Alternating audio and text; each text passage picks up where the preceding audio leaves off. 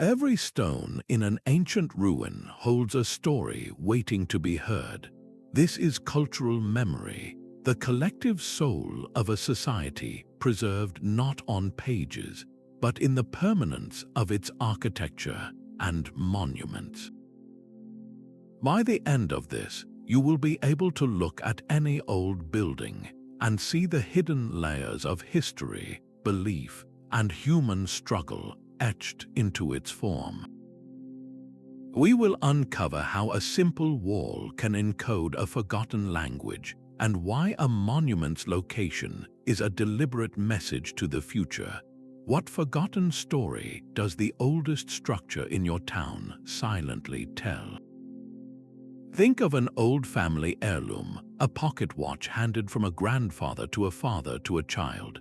Its scratched glass and worn engraving are more than just marks of age. They are a physical anchor for stories, for a shared sense of who this family is. This is cultural memory in its most intimate form. It is the collective understanding of the past held by a community, a powerful force that shapes its identity and ensures its continuity across generations. But this is not the same as a dry list of historical facts. Cultural memory is emotionally charged and deeply symbolic. It is transmitted not through textbooks, but through rituals, annual celebrations, the stories we tell our children, and most enduringly, through the physical artifacts we create and preserve. The scholar Jan Assmann described it as a connective structure, a kind of social glue that binds societies together across centuries. This memory is also profoundly selective. It emphasizes the events, figures, and ideals that a group feels best define its self-image, while often softening or omitting more uncomfortable truths. Consider the monuments in a town square. They frequently celebrate great victories and heroic leaders, but may remain silent about the internal conflicts or the profound losses that accompanied those triumphs. This selective process is precisely why certain architectural forms are preserved with such reverence, while others are allowed to crumble into obscurity. What cherished memories does the oldest building in your own town seem to embody?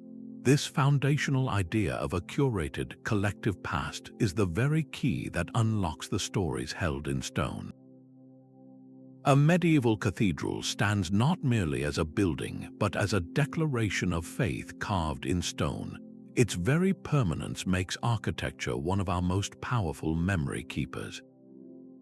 While stories and songs might fade or change, a building endures, a silent witness to the passage of generations. It is public, always on display in the city square or on the hilltop, ensuring its message is seen by all. And it is profoundly symbolic, its forms and features deliberately chosen to convey deep meaning. Think of the pyramids of Egypt. They are not just tombs, they are colossal expressions of a belief in the afterlife and the absolute power of a god-king. Their immense scale and precise geometry were a technological marvel, but they were also a spiritual statement, a stairway to the heavens frozen in time. Scholars suggest that structures like these act as a kind of cultural snapshot. They capture and preserve a society's core values, its technological capabilities, and its artistic spirit at a specific moment in its evolution. This allows us, centuries later, to look at a ruin or a monument and begin to decode the worldview of the people who built it. The cathedral's spire points toward the divine, the pyramid's shape echoes the sun's rays, the courthouse's pillars speak of justice and order. Every choice, from the materials used to the orientation of the doors, is a piece of a coded message.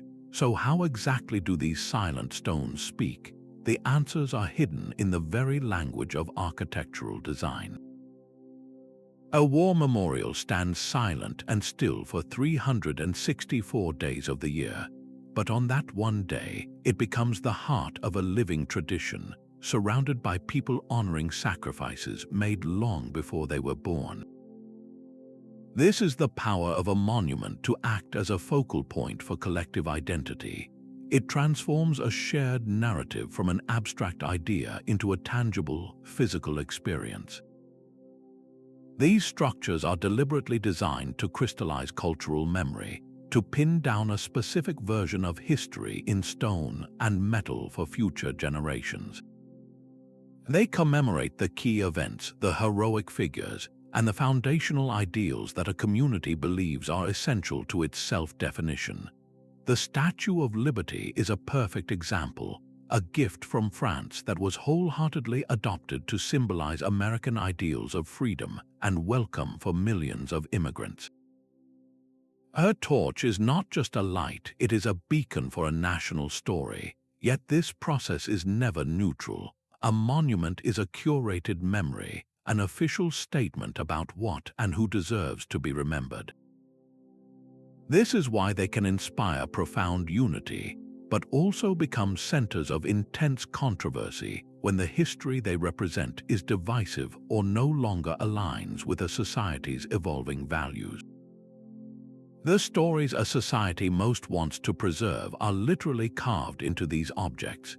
We can uncover them by reading the inscriptions, interpreting the iconography of the sculptures, and noting the strategic choice of location, often in a prominent public square where the message is unavoidable.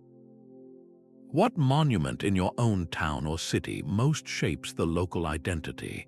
And when you look at it closely, what does its presence truly say about the values your community has chosen to champion? This intentional act of creation reveals a deeper layer, the deliberate choices made to communicate with the future. High above the entrance of a Hindu temple, a stone deity dances within a circle of fire. This is not mere decoration, it is a dense volume of spiritual philosophy carved in granite. Every curve of the figure, every symbolic object held in its many hands, conveys a specific teaching about the nature of time, creation, and destruction. This is symbolic encoding, the first and most universal method architecture uses to embed cultural memory. Builders translate their world's most complex ideas into a silent visual language of forms, patterns, and ornaments. In the soaring vaults of a Gothic cathedral, the immense rose window is far more than a source of colored light. Its intricate geometric patterns are a deliberate representation of the divine order of the universe, a cosmic diagram meant to inspire awe and illustrate a heavenly hierarchy. Similarly, the architecture of a traditional Chinese palace is a masterclass in symbolic encoding. The choice of colors is not arbitrary. Yellow roofs symbolize the emperor's central power and his connection to the earth, while the layout of buildings often mirrors celestial patterns, grounding the ruler's authority in the very structure of the cosmos. This visual language is brilliantly layered. An expert in religious iconography can read a cathedral's facade like a book, understanding the stories of saints and the nuances of theology in each sculpted scene. For a casual observer, the same carvings might simply feel sacred or imposing. This layered accessibility is the point. It allows deep cultural knowledge to be passed to initiates while still conveying a powerful, if more general, feeling to the wider community. The true genius of this method is its endurance. Spoken languages evolve, written texts can be lost or mistranslated, but a symbol carved in stone retains its core resonance for centuries. The lotus flower blooming from murky waters will always suggest purity and spiritual awakening, a message that transcends the need for any written explanation. So what symbols are we encoding in our own buildings today? The growing use of green walls, solar panel arrays, and reclaimed materials in modern architecture might very well be our era's symbolic language, silently telling future generations about our deep value for sustainability and our connection to the natural world.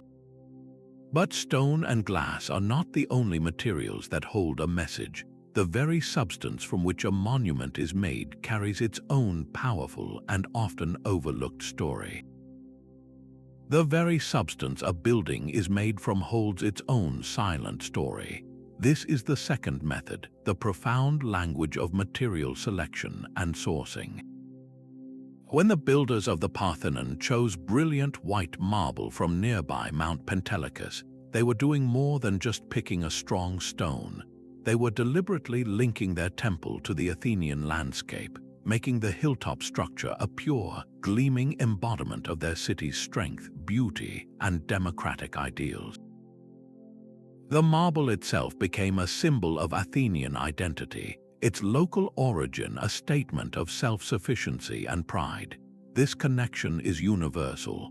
Local stones, woods, and metals are never just neutral supplies. They carry deep geographical and cultural meaning, rooting a structure in its specific place on Earth.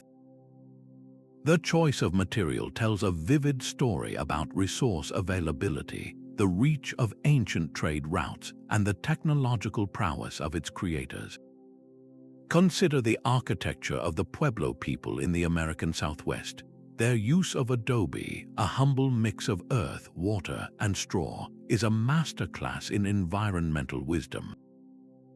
This was not a primitive choice, but a brilliant adaptation to the desert climate. Adobe's thick walls provide natural insulation from extreme heat and cold, a testament to generations of indigenous knowledge passed down through communal building practices. The very act of constructing an adobe dwelling was a collective effort, weaving social bonds and shared memory directly into the walls of the home. Over centuries, these materials do not remain static, they evolve. A marble column slowly weathers, its surface recording the passage of rain and wind. A copper roof develops a green patina, a living skin that marks the decades. This natural aging does not diminish a monument's power, it enhances it. Each stain, each crack becomes a new layer of history, adding depth and a tangible sense of time to its mnemonic presence. This physical, almost tactile connection to a specific place is what makes cultural memory so resilient. It is one thing to read about a culture in a book, but it is another to stand before a structure built from the very bones of the land it occupies, to touch the same stone that its builders quarried centuries ago. What local materials define the classic architecture in your own region? Is it a specific type of brick, a locally sourced timber, or a distinctive stone? And what unspoken memories of the land and its people do you think those materials hold? This deep connection between substance and story is powerfully reinforced by the third dimension of architectural memory, the deliberate and symbolic use of structural form. The circular form of a traditional tipi is far more than a practical shelter. Its very shape is a profound architectural statement, mirroring the cycles of nature and the unity of the community gathered within its walls. This is the third powerful method, the encoding of memory through architectural forms and layouts. The spatial arrangement of a structure is rarely arbitrary. It is a direct imprint of a culture's deepest beliefs, its social hierarchies, and its historical way of life. We can read these silent blueprints to understand how people saw their place in the world and in relation to one another. The rigid grid of a classic Roman city, with its straight streets intersecting at perfect right angles, was a declaration of imperial order and control, a physical manifestation of Roman law imposed upon the landscape. In stark contrast, the winding, organic lanes of a medieval European town grew slowly over time, shaped by the practical paths of daily commerce and the complex social interactions of its inhabitants. Their chaotic charm is itself a memory of a different kind of society, one built from the bottom up. These layouts are like fossilized patterns of thought. Even when a building is long gone, its foundation can speak volumes. The recurring central courtyard in traditional Islamic architecture, for example, is a clear architectural instruction for privacy and family life. an inward-focused design that creates a protected oasis and shapes the daily rhythms of those who live there. By carefully studying these forms, we are not just analyzing ruins, we are reconstructing the cultural logic that built them. We preserve the memories of societal norms that might otherwise be lost to time. How does the layout of your own home reflect a cultural preference for openness or for defined private spaces? Does your city's street plan encourage community interaction or prioritize individual transit? These modern choices are simply the latest chapter in an ancient story of how we use space to tell our collective story. A colossal wall winding over mountains does more than mark a border. It shouts a message of power across the centuries. This is the fourth method, the deliberate use of monumental scale and strategic placement to make cultural memory both unavoidable and awe-inspiring. When a structure is built on a scale that dwarfs human proportion, its primary purpose is to overwhelm the senses and imprint a specific idea directly onto the landscape. The Great Wall of China is the ultimate example, an architectural feat so vast it can be seen from space. Its sheer size was a declaration of the emperor's absolute authority and the empire's immense resilience, a physical barrier that also served as a psychological one. It was designed to be seen, to be known, to become an unshakable part of the regional identity for everyone living within its shadow. But scale alone is not enough. Placement is the other crucial element of this strategy.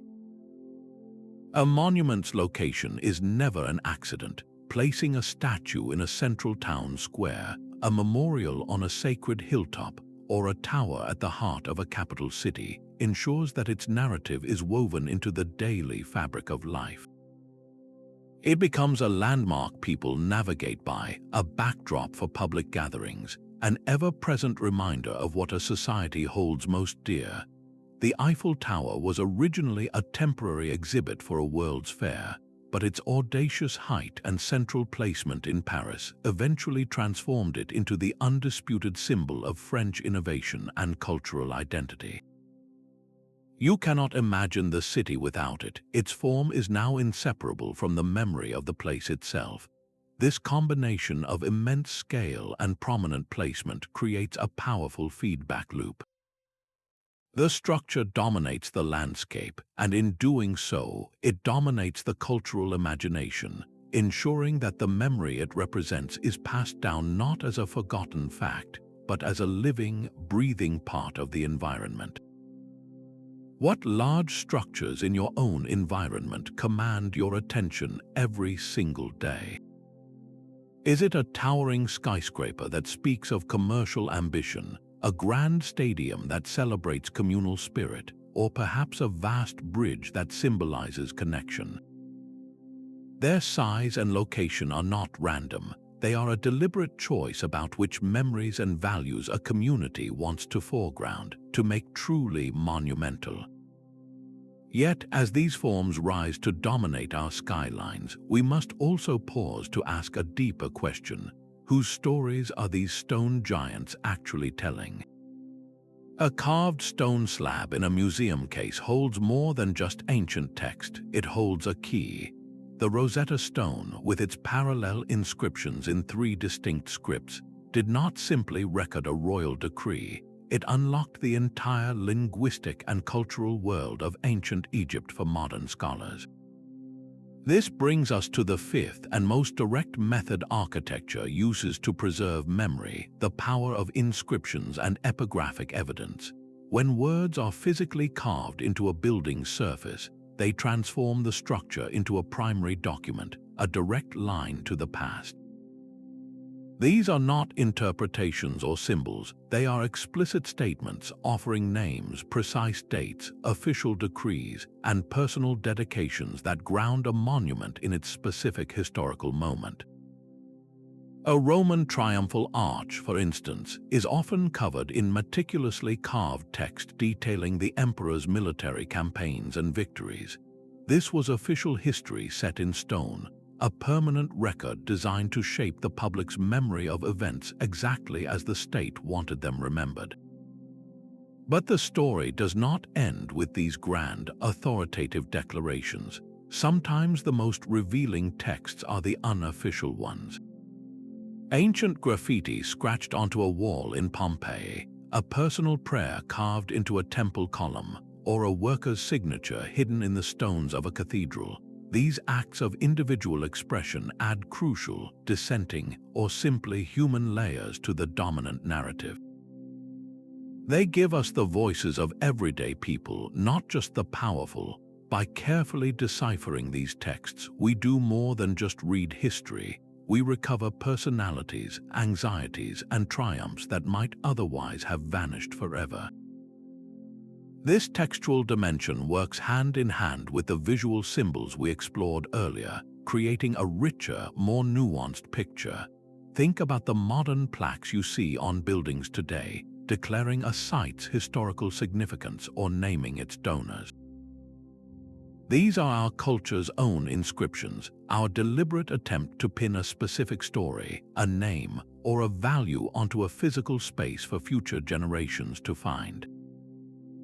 What message would you carve into the cornerstone of a new building in your community? A Japanese shrine is far more than wood and tile. It is a living vessel for story. Every year during its vibrant Matsuri festival, the same ancient myths are reenacted through dance, procession, and music right on its sacred grounds.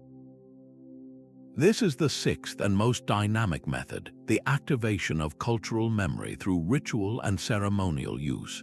Architecture here becomes more than a container. It transforms into a stage, a sacred arena where static memory is brought to life through repeated communal practice. These rituals, whether deeply religious or broadly civic, do something that stone alone cannot. They engage the body and the emotions, forging a direct, felt connection to the past. The solemn changing of the guard at a national tomb, the annual pilgrimage to a holy site, even the graduation ceremony held in a historic university hall, all of these performances take a fixed monument and charge it with ongoing, evolving significance. They are the breath that gives life to the stone. This process of reenactment ensures that memories are not merely preserved like artifacts in a museum, but are continually reinterpreted and emotionally felt by each new generation. The ritual provides the structure, but the people who participate in it bring their own contemporary understandings and feelings, allowing the memory to remain relevant. The architecture provides the powerful, unchanging backdrop against which this living tradition unfolds, grounding the community in a sense of permanence and continuity. Think of the spaces you know. What rituals define them? Is it the weekly gathering in a local place of worship, the annual parade that marches down the main street, or the quiet, personal act of leaving flowers at a local statue? Each of these actions, large or small, sustains a memory. They are the active work of remembrance, the communal effort that prevents a monument from becoming a forgotten relic. This highlights the essential, irreplaceable role of the community itself, for without people to perform these acts of memory, even the grandest structures would eventually fall silent. A Roman amphitheater that once echoed with the roar of crowds now hosts quiet tourists and evening concerts. This is not a loss of memory, but its evolution. The seventh powerful method is adaptive reuse, the process of giving old structures new life and purpose. Instead of allowing a building to crumble into a forgotten relic or demolishing it entirely, societies choose to integrate these physical remnants of the past into their modern fabric. This act is a profound statement about the value of cultural memory, demonstrating a desire to maintain a tangible connection to history while allowing that history to remain relevant and useful. When an old factory with its soot-stained bricks and towering windows is converted into a block of airy apartments, the memory of the industrial age and the workers who labored there is not erased. It is woven into the daily lives of new residents, its robust form telling a story of a community's economic past. The Hagia Sophia in Istanbul stands as one of the most dramatic examples of this layered continuity. It was constructed as a grand Christian cathedral, later transformed into an imperial mosque, and for a time served as a public museum. Each phase of its long life added a new stratum of meaning and memory, from the glittering Christian mosaics uncovered on its walls to the towering Islamic calligraphy panels and minarets added to its exterior. The building itself became a living document of the city's complex history, a physical dialogue between different faiths and empires across 15 centuries. This practice creates a powerful conversation between the past and the present. The old forms, the original arches and load-bearing walls persist, but they now support new functions and contemporary stories. A train station becomes an art gallery, its vast hall now framing sculptures instead of steam engines. A schoolhouse from the 1800s becomes a popular restaurant, its original blackboards preserved as decorative features. This continuity ensures that cultural memories are not frozen in a single moment in time, but are allowed to breathe and adapt, acquiring new layers of significance with each generation that finds a use for them. Look around your own town or city. What old buildings have been given a second act? Perhaps a bank is now a bookstore, or a church has become a community center. What traces of their original purpose can you still detect in their architecture, and what new memories are being created within their enduring walls? This conscious choice to repurpose rather than replace is the ultimate expression of a living memory, a decision that naturally leads us to the critical modern efforts of preservation and restoration. The stark silhouette of the pyramids of Giza against the desert sky is a message carved into the horizon itself. These are not just tombs, they are the ultimate expression of a civilization's core beliefs, frozen in stone for millennia. Their perfect alignment with the stars of Orion's belt was not an architectural accident. It was a deliberate act of cosmic mirroring. This celestial choreography encoded a profound cultural memory, the belief that the pharaoh's soul would embark on a divine journey to join the eternal gods in the heavens. The pyramid was a machine for resurrection, a ramp to the stars, and its very form was a map of the afterlife. But the cultural memory embedded here is not only spiritual, it is profoundly social. The sheer scale of the pyramids required a breathtaking level of mathematical precision and labor organization, memorializing the absolute power of the pharaoh and the rigid societal hierarchy of the Old Kingdom. Every perfectly placed block speaks of a society capable of marshalling thousands of workers, a testament to its technological prowess and centralized control. This memory, however, has not remained static. Over thousands of years, the pyramids have been constantly reinterpreted. Greek historians saw them as wonders of a lost world, medieval Arab scholars pondered their geometric secrets, and modern tourists project upon them their own awe and mystery. Each culture has looked upon these same stones and seen a different reflection, layering new meanings onto the ancient forms. Yet, through all these reinterpretations, the core memory of eternal order and human aspiration has stubbornly persisted. The pyramids teach us that for cultural memory to survive across such vast stretches of time, it must be built on a foundation of such immense physical and symbolic power that it can anchor a specific cultural narrative while simultaneously transcending its original context to become a universal icon. What does it mean that a structure built for a single god-king is now a symbol for all of humanity? This enduring conversation between the past and present leads us to a more challenging question, one that every society must eventually confront. What happens when the memories held in stone no longer reflect the values of the living? The gleaming marble of the Parthenon is more than a ruin. It is a deliberate argument carved into a hilltop. For over 2,000 years, the Acropolis of Athens has stood as the ultimate expression of classical Greek culture, a physical anchor for memories of democracy, philosophical inquiry, and unparalleled artistic achievement. Originally a sacred complex dedicated to the city's patron goddess, Athena, every column and sculpted frieze was designed to celebrate Athenian power and identity at its peak. But the story this stone tells is not a simple, unbroken line from past to present. It is a complex narrative of damage, repurposing, and very deliberate reconstruction. This site has been a Byzantine church, an Ottoman mosque, and its most devastating blow came in the 17th century when a Venetian mortar strike ignited gunpowder stored inside, causing a catastrophic explosion. Each of these layers represents a different chapter, a different culture imposing its own memory onto the same sacred rock. The modern restoration efforts you see today are not a neutral act of repair.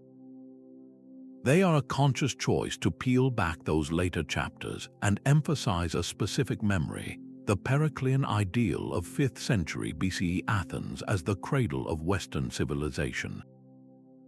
This is cultural memory in its most active form, a society selectively reconstructing its past to reinforce a particular identity in the present. Yet this work is perpetually challenged by the very world it seeks to inspire. Acid rain and air pollution slowly eat away at the marble, while the footsteps of millions of tourists threaten the stability of the ground it stands on. Modern conservationists now face an immense tension. How do you preserve a monument's authenticity while allowing public access? And how do you protect it from the unintended consequences of its own global fame? The answer often involves a delicate dance, using laser scans and original quarry materials to reset displaced stones, all in an effort to freeze a moment of perceived perfection. And the memory held here did not remain confined to Greece. The ideals of balance, reason, and democratic order that the Parthenon came to represent spread across the world, inspiring countless neoclassical courthouses, museums, and capitol buildings. From the British Museum in London to the US Capitol in Washington, these structures are direct descendants, echoing a form meant to borrow the authority and cultural memory of ancient Athens.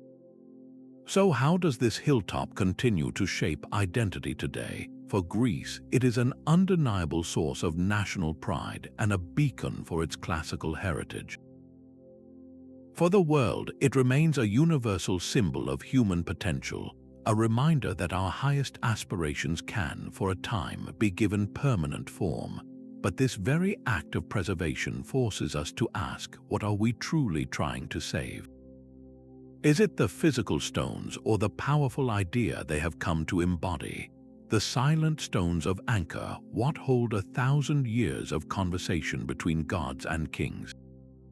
This sprawling temple complex in Cambodia is a masterclass in layered memory, a physical archive where one civilization's beliefs were not erased by the next, but carefully woven into the existing fabric.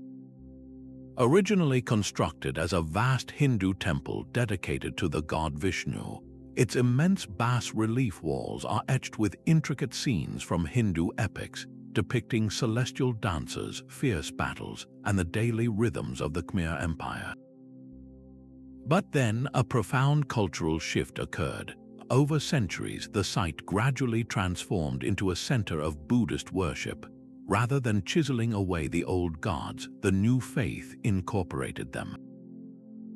Hindu deities were respectfully repositioned, and Buddhist statues and iconography were added to the same sacred spaces.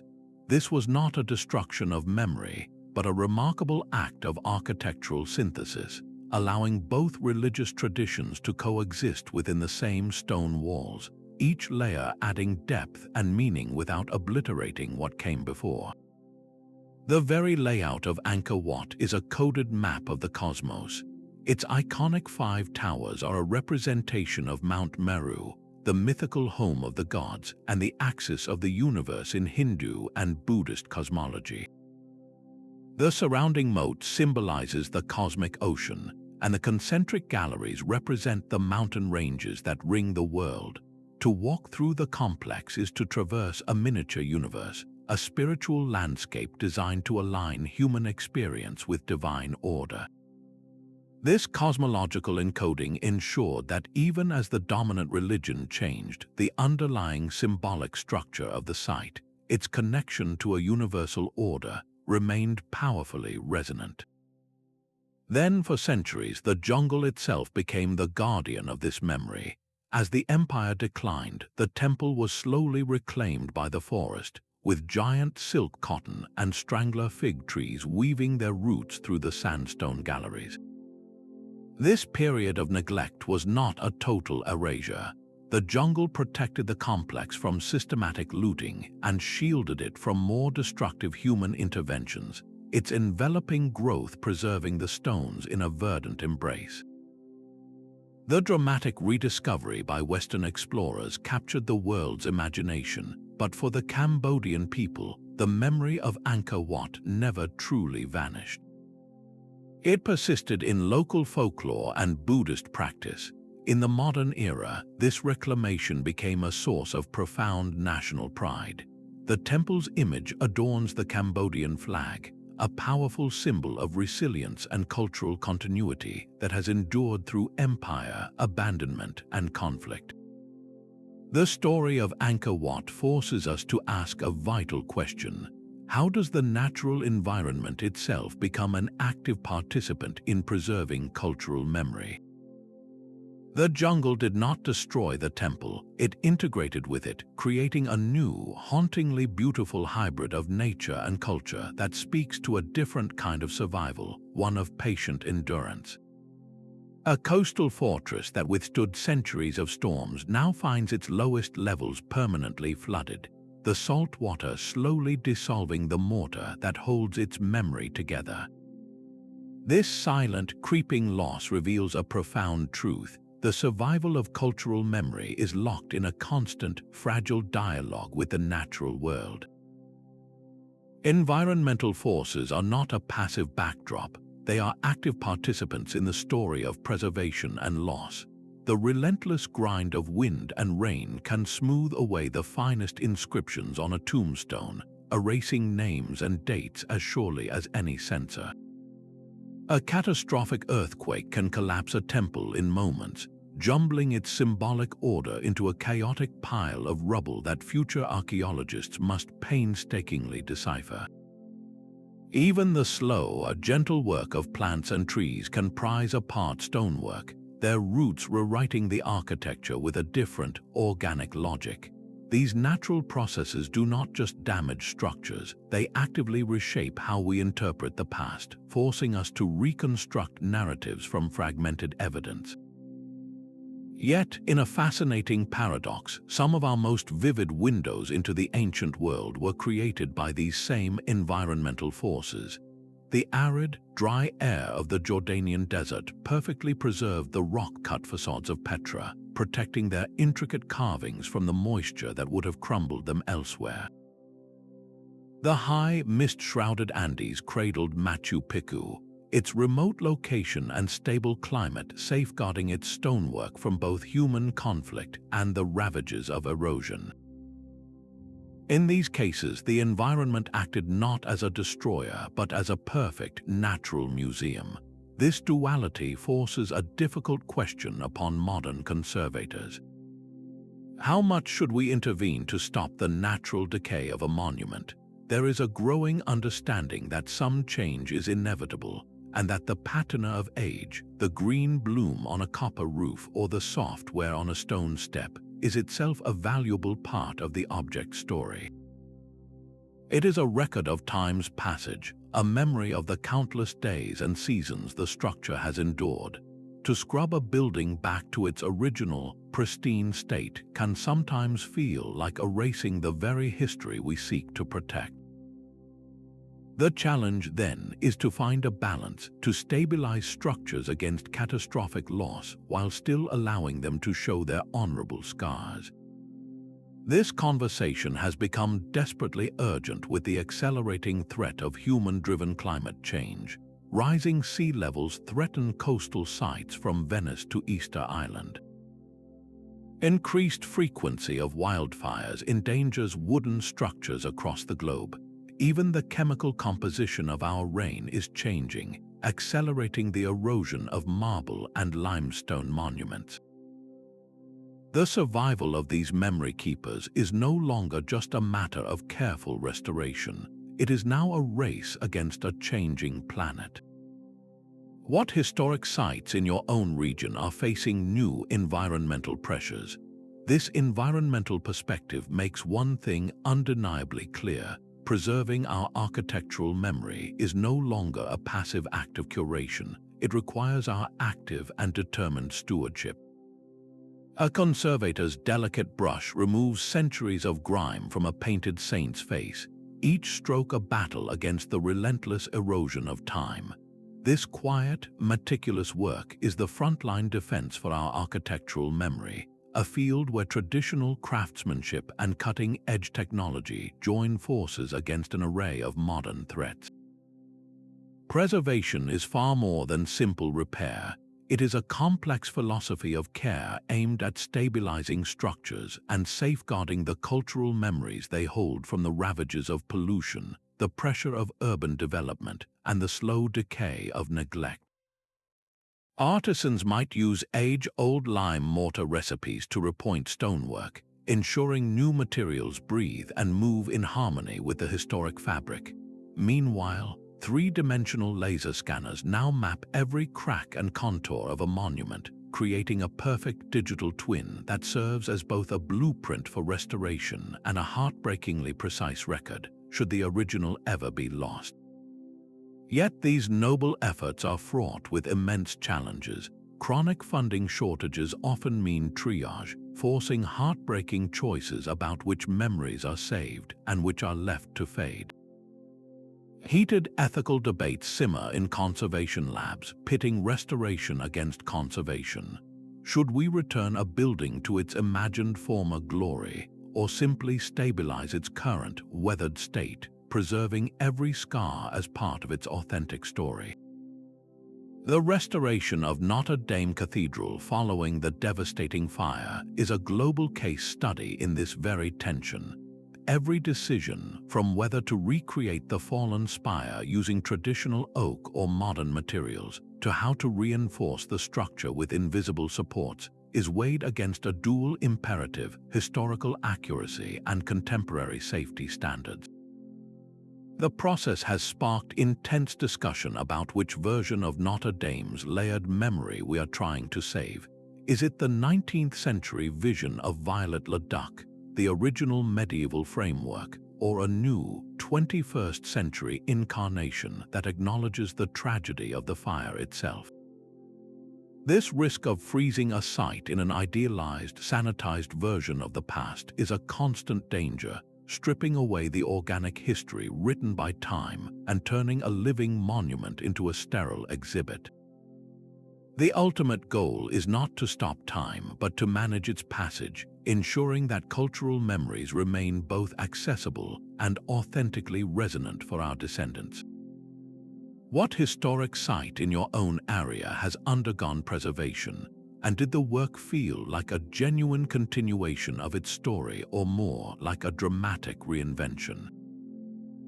This hands-on struggle to protect our physical heritage is now being transformed by a new set of tools emerging from the digital realm. A laser pulse maps the surface of a crumbling temple wall, capturing its texture down to the millimeter. This is the new frontier of memory preservation, where digital tools create immortal archives of our most vulnerable heritage. Through techniques like photogrammetry, which builds three-dimensional models from thousands of overlapping photographs, and LiDAR scanning, which uses lasers to measure exact distances, we can now create perfect digital twins of architectural wonders. These are not simple pictures, they are immersive, data-rich records that capture a structure at a precise moment in time, freezing it against the relentless march of decay or the sudden shock of conflict. The digital reconstruction of the ancient oasis city of Palmyra stands as a poignant example. After portions of the site were deliberately destroyed, international teams used these very technologies to create stunningly accurate virtual models. Now, anyone with an internet connection can walk through its grand colonnades and stand before the recreated Temple of Bel, an experience that keeps the memory of the site powerfully alive despite the physical damage. This global accessibility is perhaps the greatest gift of the digital age, democratizing cultural memory and allowing people from every corner of the world to explore sites they might never otherwise see. Yet this new power brings profound questions. Can a virtual tour, no matter how high resolution, ever replicate the feeling of standing in the shadow of those stones, smelling the desert air and sensing the weight of centuries pressing down on you? The digital experience is curated and clean, stripped of the environmental context and the tactile, often messy, reality of a physical place. There is also the risk of a new digital divide, where the ability to access these rich virtual worlds is limited by technology and connectivity, potentially creating a two-tiered system of cultural memory. How might our relationship with the past change if our primary encounters with ancient monuments are through a screen? Will the memory become more widespread but somehow less profound? These virtual models are not replacements for the originals, but rather become new types of memory objects themselves, digital vessels carrying the essence of a place across time and space. This technological leap naturally shifts our focus from ancient ruins to the living, breathing cities we inhabit today. The cobblestone streets of an old town square tell a different story than the wide asphalt avenues of a new financial district. This is the memory landscape of a city, a living tapestry woven from countless decisions about what to keep, what to tear down, and what to build anew. Urban planning is the powerful, often unseen force that sculpts this landscape, directly shaping which cultural memories are honored and which are paved over.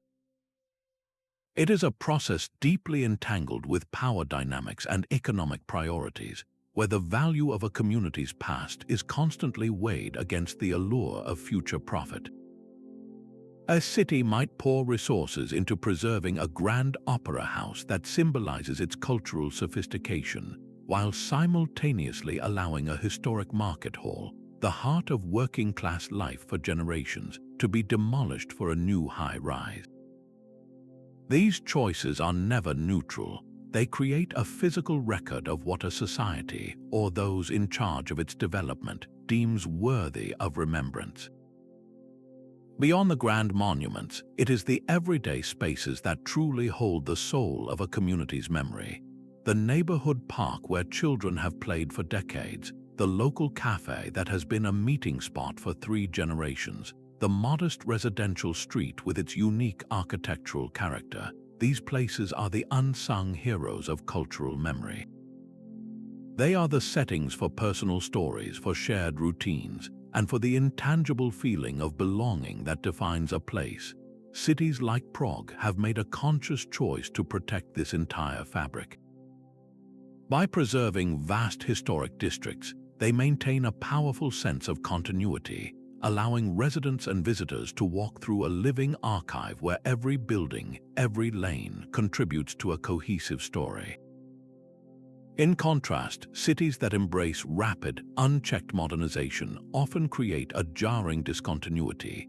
When a skyline of sleek glass towers abruptly replaces a neighborhood of low-rise, family-owned shops, entire layers of communal memory are erased. The familiar landmarks that anchored people to their personal histories vanish, and with them goes a piece of the city's unique identity. This creates a difficult trade-off, a constant negotiation between the undeniable need for progress and the irreplaceable value of heritage. The urban landscape that results from these decisions becomes the primary history book for future generations. It teaches them what their city valued, what it wanted to forget, and how it saw its own journey through time. How does your own city's layout preserve or erase its cultural memories? Do you live in a place with protected historic zones, or has its past been largely sacrificed to the present?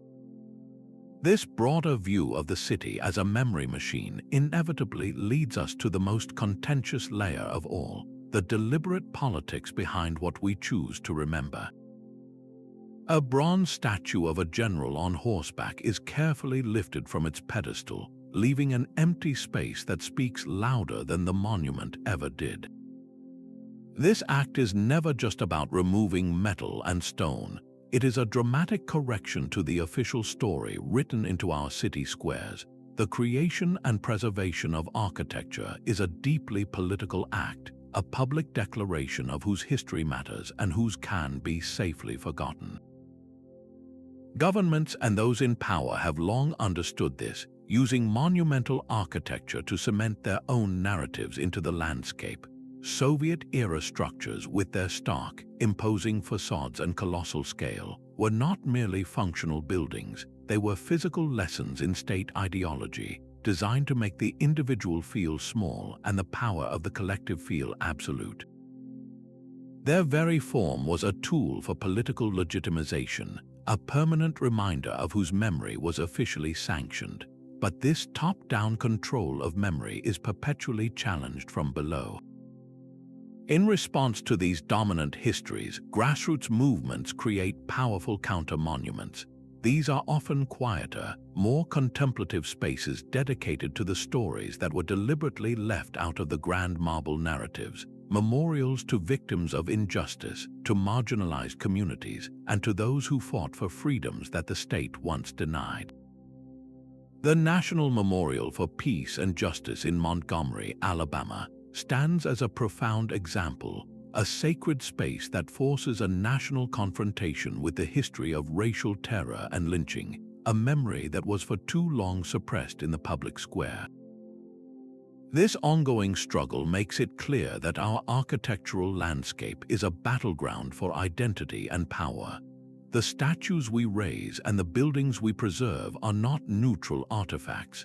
They are active participants in a continuous debate over who we are and who we aspire to be. The recent global waves of decolonization have powerfully accelerated this conversation, forcing communities everywhere to re-examine the figures immortalized in their parks and the names carved into their institutions. How have these shifting tides of memory influenced the monuments in your own area, whose stories are now being elevated and whose contested legacies are finally being questioned? This political lens reveals that cultural memory is not a relic we inherit, but a living dialogue we actively shape with every decision to build, to preserve, or to remove. The bronze general's empty pedestal leaves a void that can be filled with new stories, but a demolished building leaves only silence. Visualize the grand marquee of a historic theater, a beacon of community life for generations, being torn down and replaced by the anonymous glass facade of a generic shopping mall. With its fall, the layers of stories held in its seats are erased, the memory of first dates, of collective laughter during films, of the palpable excitement on opening night, all vanish into dust. This is architectural amnesia, a profound cultural forgetting that severs our tangible connection to the past. It occurs through the violent act of deliberate demolition, the slow tragedy of neglect, or even the well-intentioned but oversimplified restoration that scrubs away a building's authentic character. Sometimes this erasure is intentional, a political act to silence uncomfortable histories or dismantle the identity of a marginalized group. The deliberate destruction of the Buddhas of Bamiyan in 2001 was not just the loss of two ancient statues, it was a violent attempt to annihilate a millennium of cultural and religious memory, a profound wound to our shared human heritage. At other times, the loss is unintentional, driven by the relentless engine of urbanization, the shifting priorities of economic development, or the uncontrollable fury of natural disasters. In every case, the result is a weakened cultural continuity. When a society forgets the architectural milestones of its own journey, it becomes harder to learn from past mistakes, to understand the roots of social conflicts, or to celebrate the full, diverse tapestry of its heritage. A community that loses its old immigrant tenement buildings may forget the struggles and triumphs of its founding families. A city that paves over its historic market squares severs a link to its commercial soul. This amnesia creates a rootless present, disconnected from the very foundations that shaped it. What familiar landmarks from your own childhood have disappeared, and what subtle parts of your community's identity vanished with them? Acknowledging this painful reality, this capacity for profound loss, makes the conscious, active work of preservation feel not like a luxury, but an urgent necessity for our collective well-being. An elder's voice sharing a story about the old town bridge does more than recount a memory. It breathes life into the stone. This is the vital role of oral tradition, a living thread that weaves personal narratives directly into the fabric of our built environment. While a monument stands as a silent witness, oral stories provide the context, the emotions, and the intricate human details that its physical form cannot convey on its own. These spoken histories, passed from one generation to the next, transform a building from a static object into a character in an ongoing community epic. They tell us of the young couple who first met on its steps, the craftsman who carved a hidden signature in its woodwork, or the collective sigh of relief when its gates remained standing through a great flood. For many indigenous cultures, this relationship is foundational. Oral histories about sacred landscapes do not merely describe an ancient stone circle or a burial mound. They explain its spiritual significance, recount the dream that revealed its location, and detail the ceremonies that have sustained its power for centuries. These stories encode a different kind of knowledge, one of relationship and responsibility, dramatically enriching the mnemonic value of the structure itself. This beautiful interplay between the tangible stone and the intangible story creates a more complete, more resilient form of cultural memory. It bridges the inevitable gaps in the archaeological record, which can tell us when and how a building was constructed, but rarely reveals the laughter that echoed in its halls or the prayers whispered within its walls. The architecture provides the anchor, and the oral tradition provides the soul. What stories in your own family or community bring the local buildings around you to life? Perhaps it is a tale about your grandparents' first home, or a legend about why a particular house is considered haunted. These narratives are not just entertainment, they are the human element that connects us to our shared spaces, a process of cultural exchange that happens every time we point to a building and say, "Let me tell you a story about this place." The Alhambra Palace in Spain is a symphony in stone, where delicate Islamic arabesques intertwine with later Christian additions and echoes of Jewish thought. This is not a story of one culture overwriting another, but of a remarkable architectural conversation. Throughout history, cross-cultural exchanges have consistently produced these hybrid forms, structures that carry layered memories of interaction, conflict, and eventual synthesis. They stand as physical proof that cultural memory is rarely pure, but is often a composite, adaptive force. Consider the grand railway stations and public buildings of India, constructed in the Indo-Saracenic style. Here, the grandeur of British Victorian architecture is deliberately fused with traditional Mughal domes, intricate jolly screens, and ornate Hindu motifs. The resulting buildings are stunning, but they also encode a complex memory of colonial imperialism, of a foreign power appropriating local forms to legitimize its rule, while simultaneously creating a new hybrid identity. Similarly, Spanish colonial churches built atop ancient Mesoamerican pyramids tell a dual story, one of religious conquest, but also of a profound and unavoidable cultural blending, where indigenous symbols and building techniques subtly persisted beneath the new facade. These hybrid architectures actively challenge any simple, singular cultural narrative. They force us to acknowledge that our shared heritage is messy, built from centuries of trade routes, forced migrations, peaceful coexistence, and brutal conquest. The memory held within their walls is not a single thread, but a tangled, colorful weave.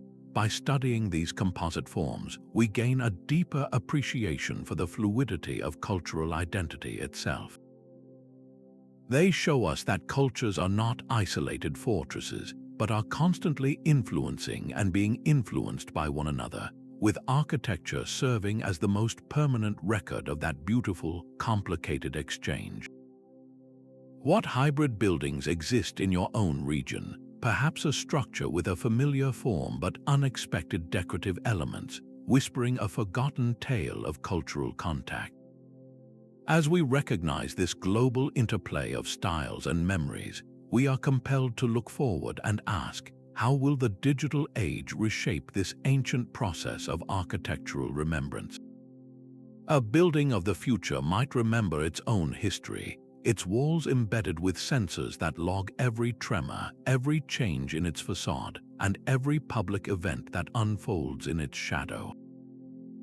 This is the coming evolution of memory preservation, where architecture becomes a living, self-documenting archive. We are moving beyond static stone into an era of intelligent structures that actively curate their own cultural narratives.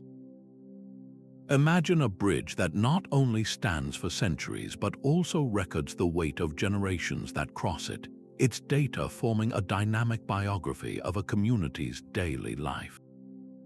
This shift is driven by a crucial need, as climate change and rapid urbanization threaten historic sites with unprecedented speed. Our methods for safeguarding memory must become equally agile and resilient. Sustainable design is already embracing this imperative.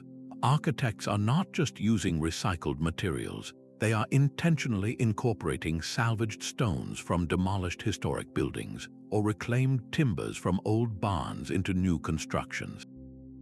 These elements act as tangible memory fragments, physically weaving the story of a place's past directly into its future, creating a powerful continuity even in the most modern of forms. The technological horizon is even more transformative. Advances in artificial intelligence could allow a city hall to narrate its own past through interactive displays, sharing stories of the civic debates and celebrations that shaped its halls.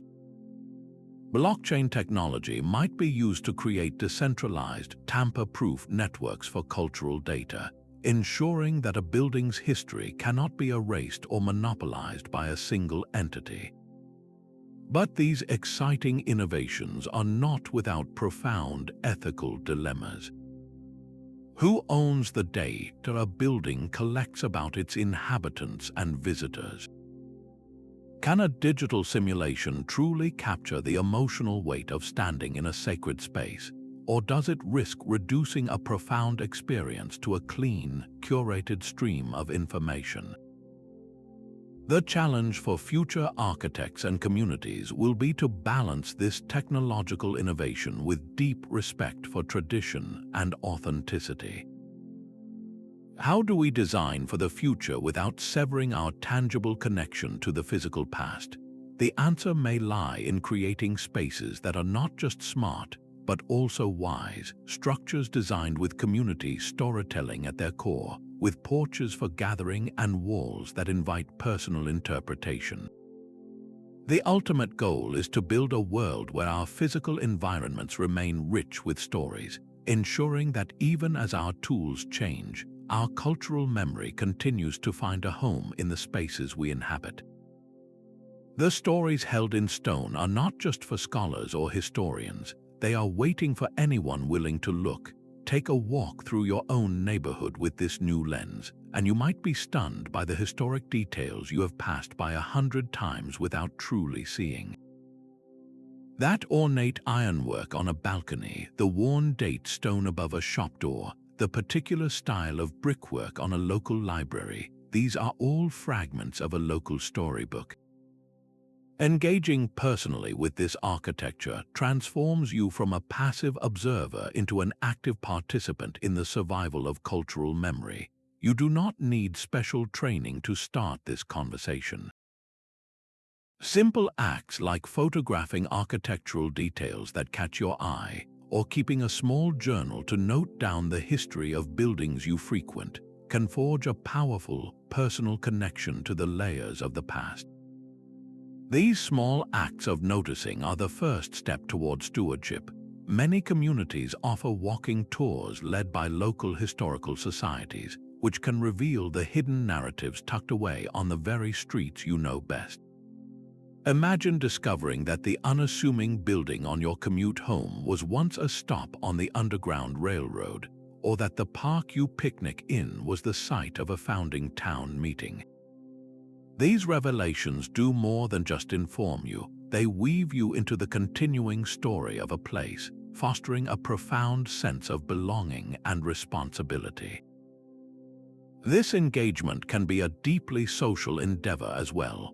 Organizing a day with friends to map local historic sites, using old photos to find the exact spots they were taken, can uncover collective memories and strengthen community bonds in the process. How can you begin to explore the architectural memories right outside your door? Start with a single building that has always intrigued you and ask a simple question about its past. Your curiosity is the most important tool. This personal involvement makes one thing beautifully clear: the survival of our shared memory is not a task for a distant authority, but a collective, living endeavor that thrives with every pair of eyes that learns to see the stories in the stone. That familiar creak on the third step of your childhood home's staircase is more than just a sound. It is a direct pathway to a feeling of safety and belonging. The spaces we inhabit are not passive containers for our lives. They are active participants in our psychological well-being. When we step into a grand cathedral, our sense of awe is not just a reaction to the height of the ceiling, but a profound emotional response to centuries of collective reverence and aspiration held within the stone.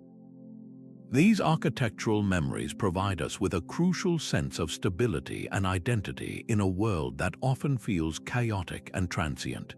They act as anchors, tangible proof of continuity that reassures us we are part of a story much larger than ourselves. Scientific studies are now confirming what we have always felt intuitively. Exposure to historic, well-loved environments has been shown to lower cortisol levels and reduce stress.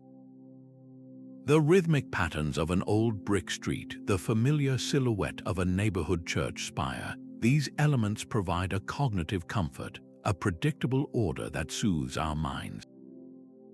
This connection to a shared past also fosters powerful social cohesion. When a community gathers for a festival in a historic town square or a concert in a restored theater, they are not just sharing an event, they are reinforcing their bonds through a collective experience framed by a familiar, memory-rich space. This shared architectural heritage becomes a common ground, literally and figuratively, strengthening the social fabric. The flip side of this is deeply unsettling. The deliberate demolition of a cherished local landmark, or even the slow decay of a familiar building, does not just change a skyline, it can trigger genuine feelings of grief, rootlessness, and disorientation. Losing these physical anchors can make a community feel untethered, as if a chapter of their collective identity has been erased without their consent.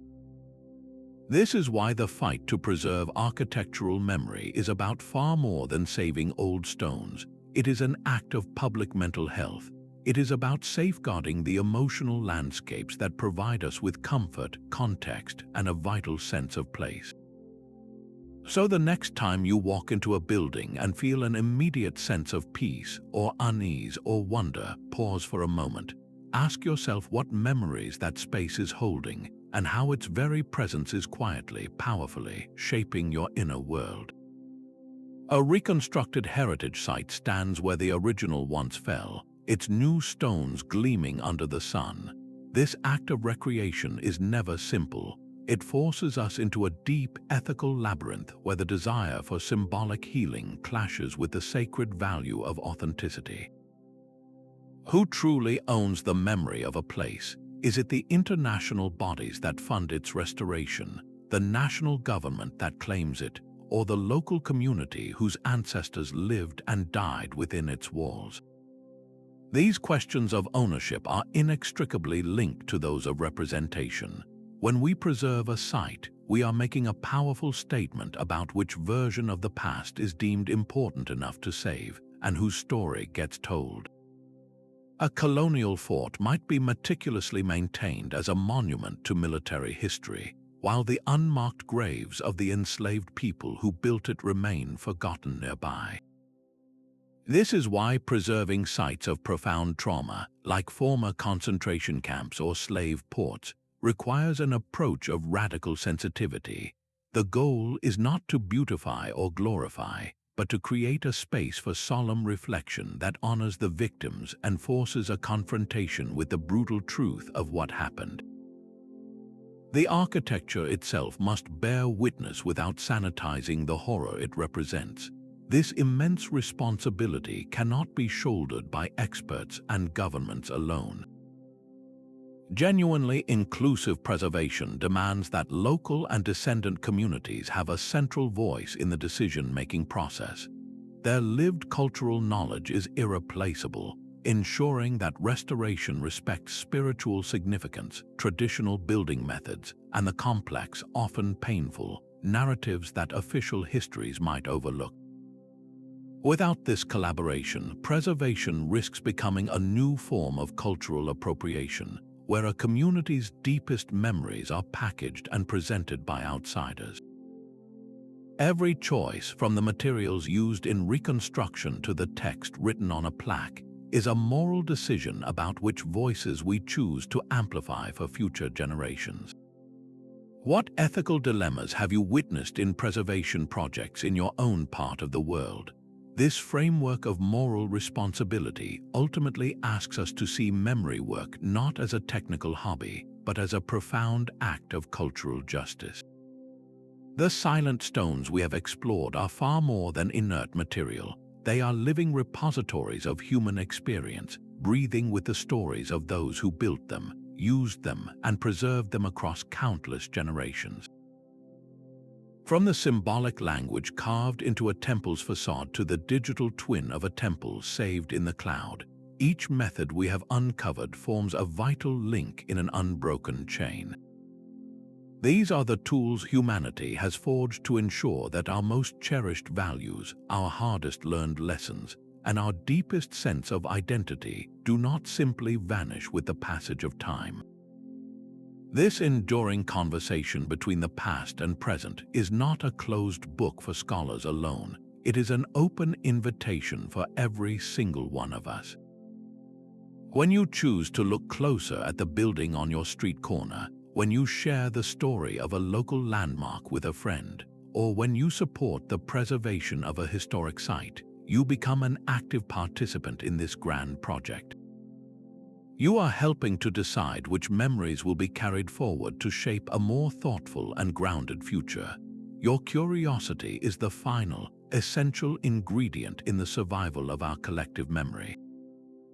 If this journey into the enduring power of stone and story has resonated with you, consider